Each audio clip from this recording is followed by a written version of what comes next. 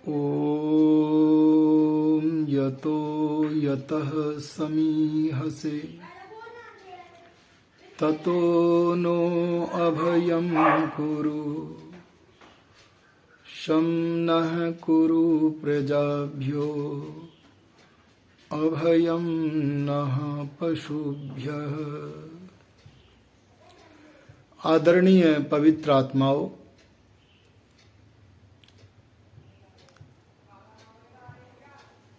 जीवात्मा के लिए और परमात्मा के लिए भी यथा प्रकरण वेद में एक शब्द आता है वरुण।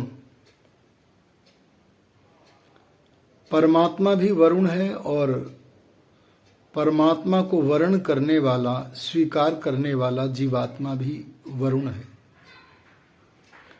व्रिय वरणे वर ईप्सायाम धातु से औनादि उनन प्रत्यय करके वरुण शब्द बन जाता है।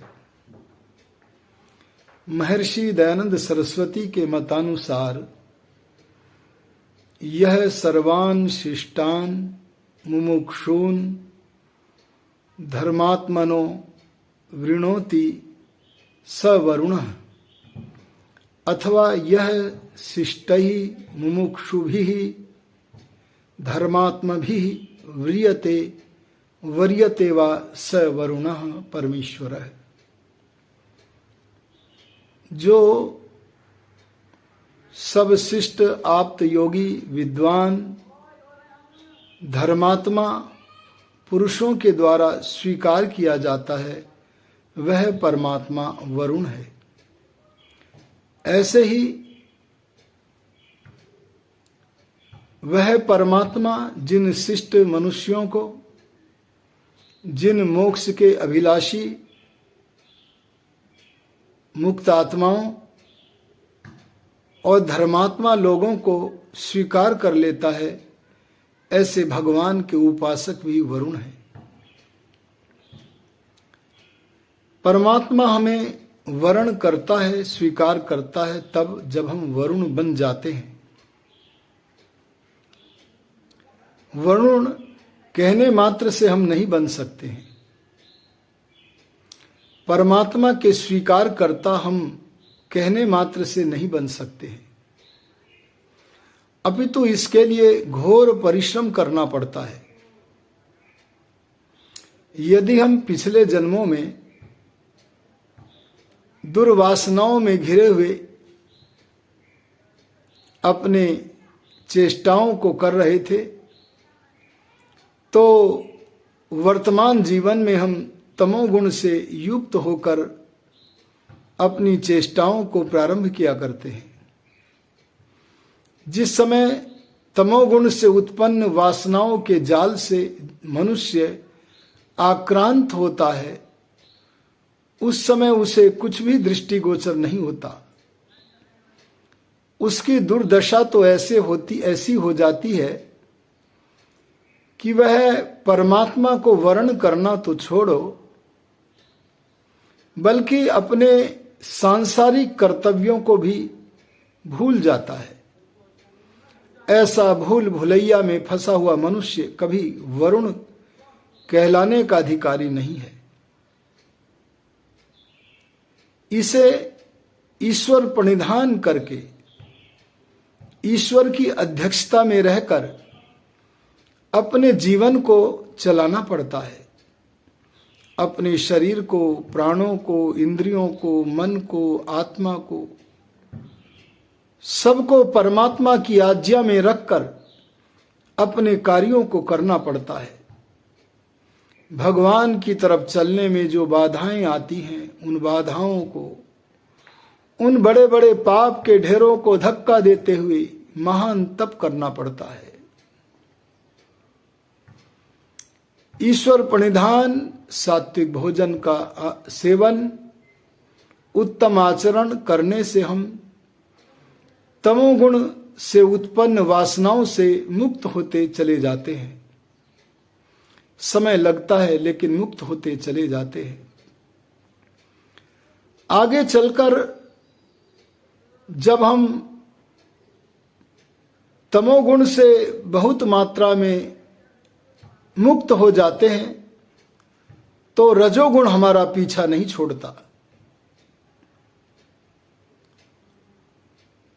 जब तमोगुण से मुक्त हो गए पर रजोगुण बहुत मात्रा में बचा हुआ है, बहुत मात्रा में हमें आक्रांत किए हुए है, उस समय हमारी स्थिति कैसी होती है? योगी लोग कहते हैं कि उस समय धर्म, ज्ञान, वैराग्य, ऐश्वर्य, सांसारिक ऐश्वर्य, इनको हम प्राप्त करते हैं।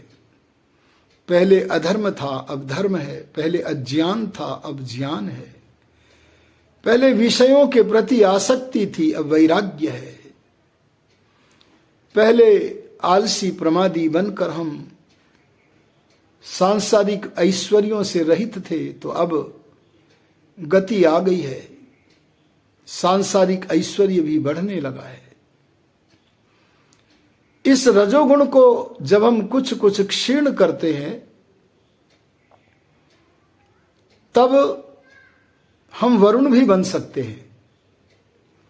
यद्यपि जब हम भगवान का वर्ण करते हैं, भगवान के को स्वीकार करते हैं, तो उस समय भी हमारे अंतःकरण में रजोगुण होता है और उस रजोगुण के होने पर भी हम वैराग्य की संपत्ति से जो लौकिक और पारलौकिक, दृष्ट और आनुश्रविक जितने भी आकर्षण हैं उनसे अपने को मुक्त करके भगवान की तरफ चल पड़ते हैं, भगवान का वर्ण कर लेते हैं। उस समय हम वरुण कहलाते हैं।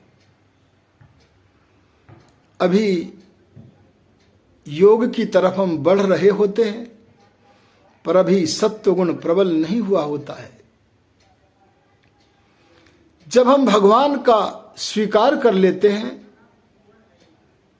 भगवान को स्वीकार कर लेते हैं, भगवान की आज्ञा में रहकर ही चलते हैं। अगर हम मन में कोई विचार करते हैं तो हम अंतर्यामी की शिक्षा का अनुभव करने लगते हैं। मन में अभी दुर्वासनाएं विद्यमान हैं, छोटी मोटी दुर्वासनाएं तो समाप्त हो गई हैं, पर जो कलुषित दृढ़ मूल संस्कार हैं, जो गंदे संस्कार अभी अंतःकरण में जड़ जमा करके बैठे हैं, ऐसे जड़ जमाए हुए संस्कार कभी कभी हमारे अंतःकरण में बुरे बुरे शब्द करते हैं। अजगर जैसे जीवों की तरह बुरे बुरे शब्द करते हैं और जब वे बुरे बुरे शब्द करते हैं उस समय आत्मा के भीतर रहने वाले अंतर्यामी वरुण की ओर से इस जीव रूपी वरुण के लिए भय, शंका, लज्जा रूपी शिक्षा मिलती है। अगर यह उस शिक्षक की शिक्षा का अनुकरण करता है तो अपने वरुण नाम को सार्थक कर जाता है, धार्मिक बन जाता है। धार्मिक मनुष्य को परमात्मा स्वीकार कर लेता है। इसी प्रकार से अगर हम कभी भगवान की आज्ञा में रहकर पवित्राचरण करते हैं, शुभ विचार करते हैं, शुभ बोलते हैं, अच्छे कर्म करते हैं, तो भीतर वाले अंतर्यामी वरुण की ओर से इस जीव रूपी वरुण के कल्याण के लिए, प्रोत्साहन के लिए इसे अभय, निःशंकता, आनंद, उत्साह इस रूप में प्रोत्साहन मिलता है। अगर इस प्रोत्साहन को यह ग्रहण कर जाता है तो समझो कि यह वरुण है। इस अवस्था में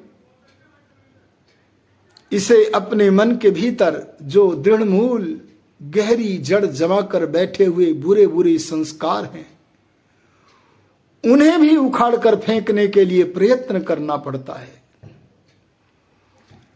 अब इसे अपने बल को बढ़ाना पड़ता है, आत्मिक बल को।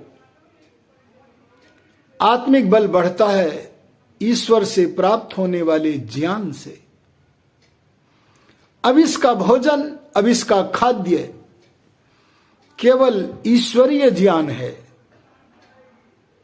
बस यह ईश्वरीय ज्ञान की ओर आकृष्ट हुआ ईश्वरीय गुणों को ग्रहण करता है, ईश्वरीय ज्ञान को ग्रहण करता है। इस प्रकार ईश्वर को स्वीकार करने वाला यह जीवात्मा वरुण बन जाता है। और जब यह सचमुच वरुण बन जाता है तब परमात्मा भी इसे स्वीकार कर लेता है। इसकी गति प्रगति आगे चलकर योगाभ्यास में बढ़ने लगती है। आओ हम वरुण परमात्मा का स्वीकार करें और अपने आप को भी वरुण बनाएं, तभी हमारे जीवन की सार्थकता होगी। इन्हीं संक्षिप्त विचारों के साथ मैं अपनी वाणी को विरमित करता हूं। यदि आप वेदानुमोदित सनातन सत्य विचारों का श्रवण और मनन करना चाहते हैं तो हमारे इस सुख मग्न वेद संस्थान नामक चैनल को, YouTube चैनल को सब्सक्राइब करें और बेल आइकन को भी दबाएं, जिससे कि आपको प्राथमिकता के रूप में वैदिक विचार सुनने का बारंबार अवसर प्राप्त हो। इन्हीं शब्दों के साथ अपनी वाणी को आज संक्षेप में ही विरमित करता हूं। ओम शम।